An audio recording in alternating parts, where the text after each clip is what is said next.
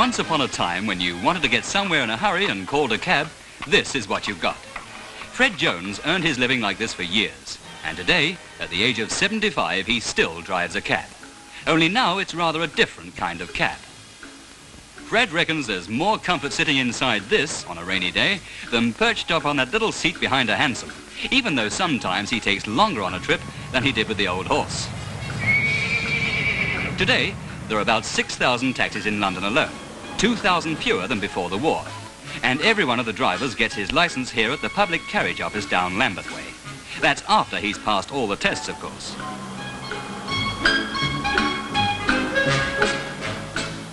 Some taxi drivers who are ex-servicemen get their training at the British Legion School. There are usually about 100 of them there at a time, and the course takes a year.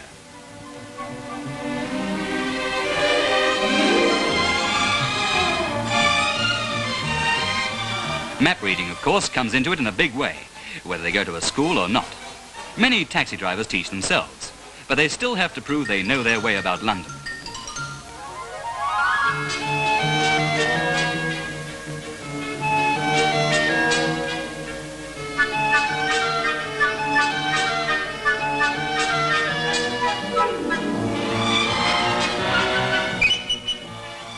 Ever wondered how a taxi learns to turn on a penny?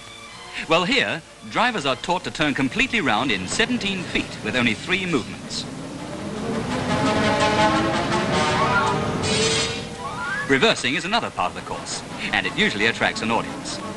But for about half the year, the budding taxi driver is pedalling hard, finding his way round the streets, getting to know place names, finding those shortcuts which might make all the difference to the size of the tip after he's been stuck for 10 minutes in a traffic jam.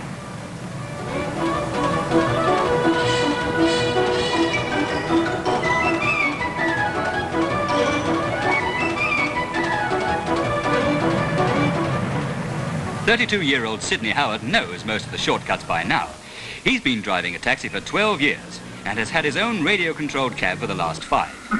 House 6. Will you go 272, 272, Seven Sisters Road? 272, Seven Sisters Road, Roger.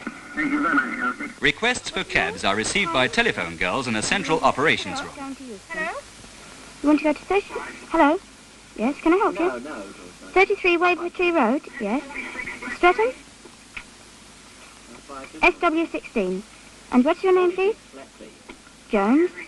And you want a taxi at 5:30? The men's job is to brief the taxis over the radio.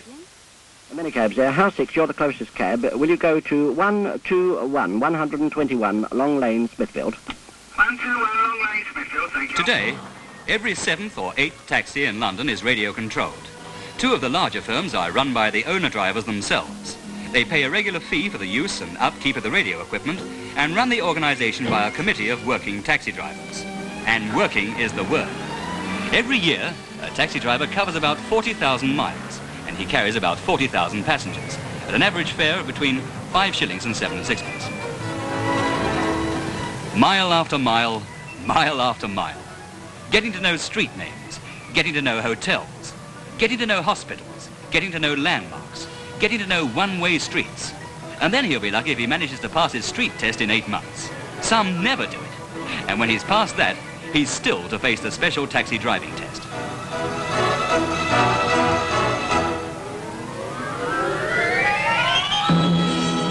To ensure a 24-hour service, London has 9,000 taxi drivers for 2/3 as many cabs. But only about 1/3 of them are owner drivers. The rest work for owners of fleets of cabs, most of them on a percentage basis. London's oldest and largest owners started in 1908 and have been going strong ever since. Their cabs get a daily wash and brush up and a careful inspection, all on an ultra-modern production line system.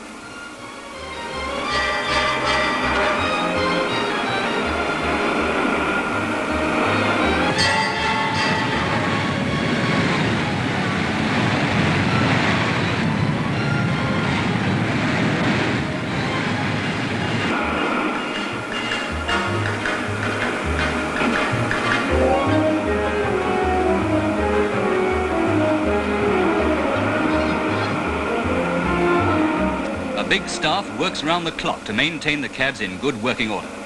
Each taxi has to be relicensed once a year, though the driver's license lasts for 3. And before this, Every taxi is given a complete facelift. It gets an engine overhaul,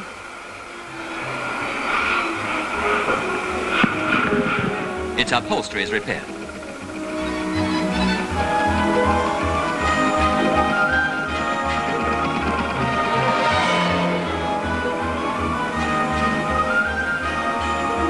And its bodywork is spruced up. Ever notice that most London taxis are black? That's to make respraying and touching up easier. Fred never had it so good when he drove his hansom. This firm has a welfare section, a sports club, a snack bar, and even sends its drivers home by coach if they missed their last bus or train. Mile after mile, mile after mile. And when a driver feels like a cuppa, there's always the cabman's shelter, with a bit of company before he goes out on the road again.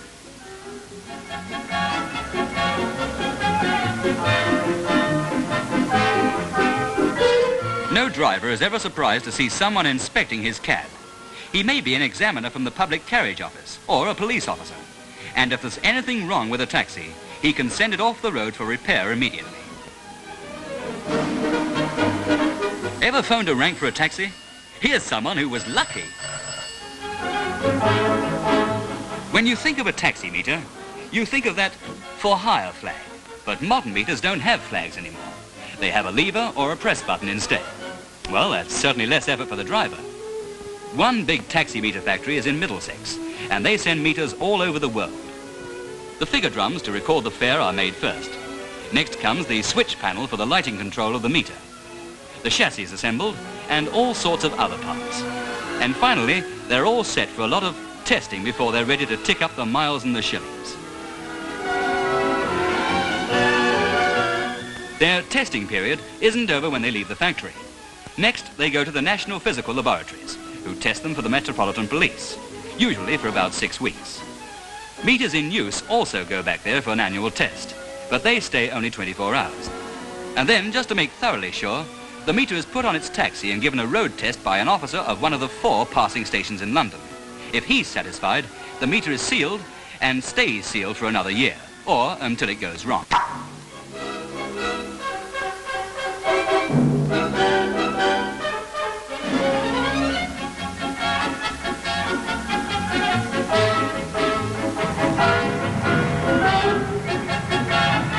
This is the kind of jam that makes a driver wonder if he'll get a tip at the end of the journey. Nothing, where are you? I'm stuck in a traffic jam. How six lot the customers waiting? Well, what do you think I've got, a blooming helicopter? Tips are going up these days. The average is probably between a shilling and 2 bob. Men are the best tippers, but drivers disagree over what kind of man gives the most. But they all say that people tip more when they're out enjoying themselves.